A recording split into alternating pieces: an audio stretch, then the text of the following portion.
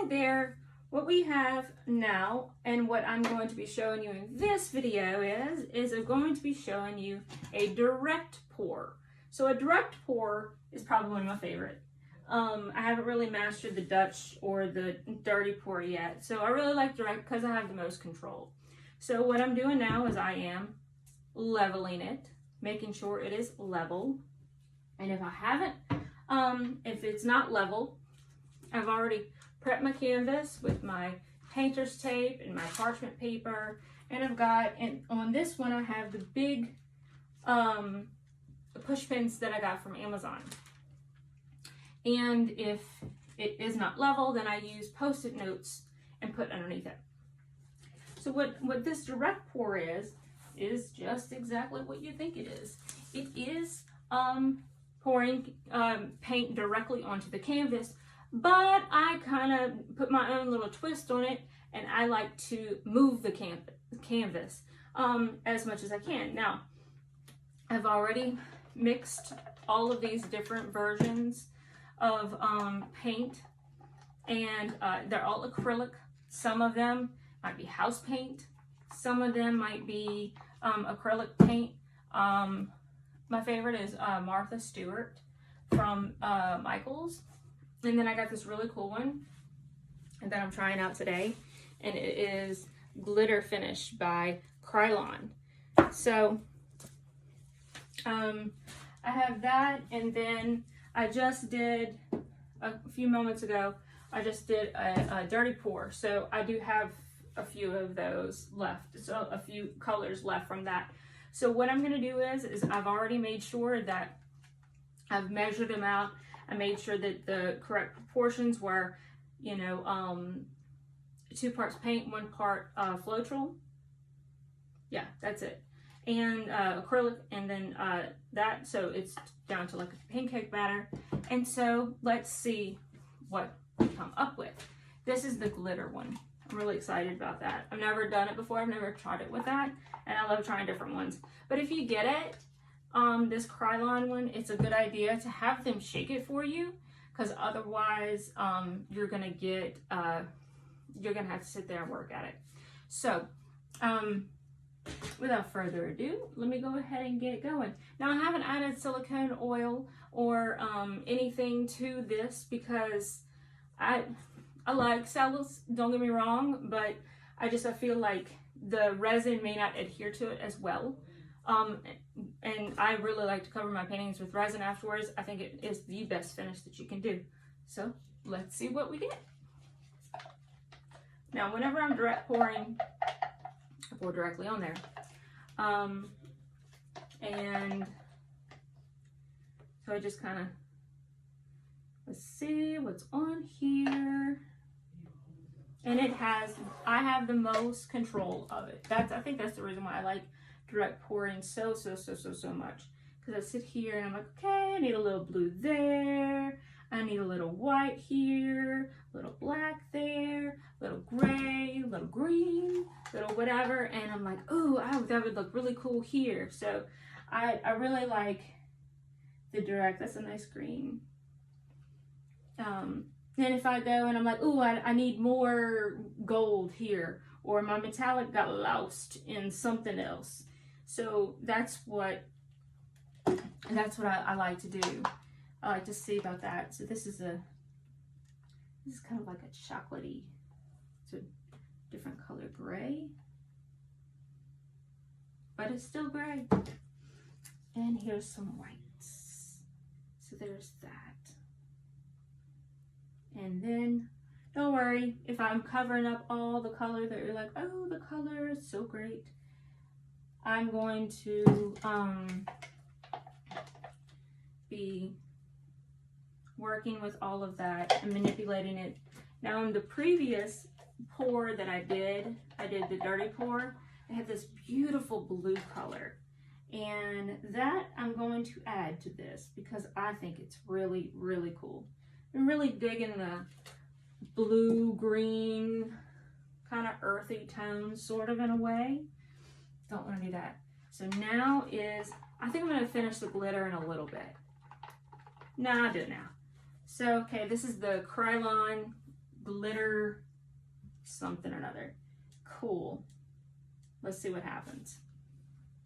What could go wrong, right? Probably everything. That's chicken. So let's see how it turns out. Different colors and different things. So, favorite part of it, now I have gloves. And also, pro tip, pull your hair up. I can't tell you how many times I've left with hair covered in acrylic or covered in resin, and it's very difficult to get out. So there is that. So I'm going to pick up the painting.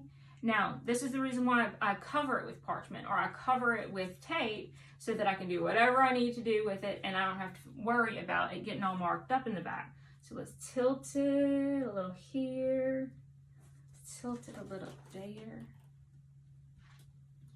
I always like glitter in the center. This is gonna look cool. I just like how, and you just kind of make it go wherever you want it to go. Kind of tilt the canvas in any direction that you want it to go. I know you can't see that, sorry. But I love that color, that bright blue. And the beautiful part about this is that if you're like, oh, that's too much, or oh, that's too much gray, oh, I don't really like it, or whatever it is, you know, you could go and be like, well, okay, cool, you don't like that, or you want something else, let's add some more.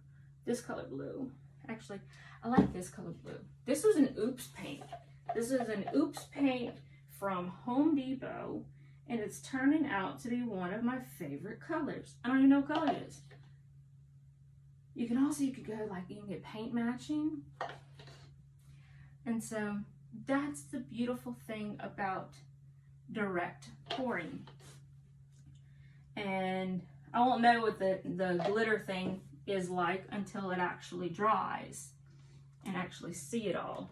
So I've added more of a color that I like and that I want to be seen in there. I think that the gray needed to be kind of broken up, and I just manipulate it and sit there and go. Now I will inspect it and I'll say, oh, there's a spot. There's a tiny spot and it's just not covered. It's just a stubborn piece of part of the canvas that has not been done. So you know what I do? I go in and I'm like, okay, well that was mostly white. So let's go over here and I'll take the stick and I will just add it there. Same thing for over here, just add a little bit.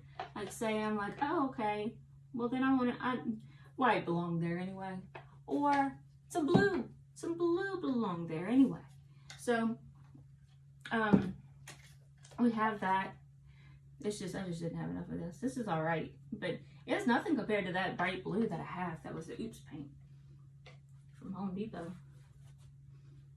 So yeah, so as you see, you'll have different ways that you can do it. This side over here just needs straight up, just needs some more. Let's do some green.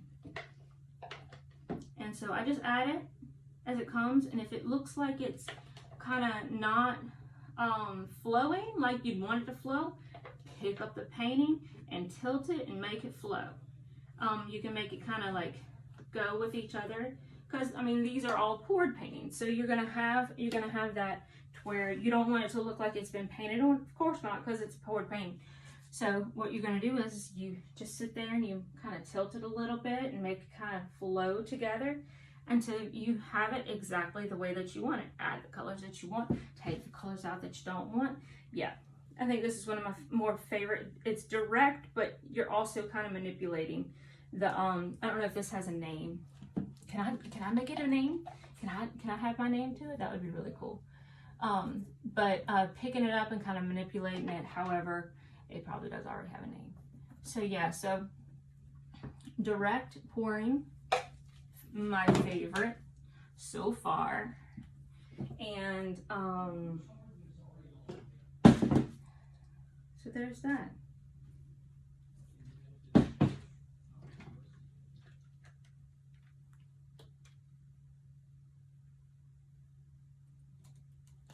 think I'm just not a fan of that gray. You see that gray?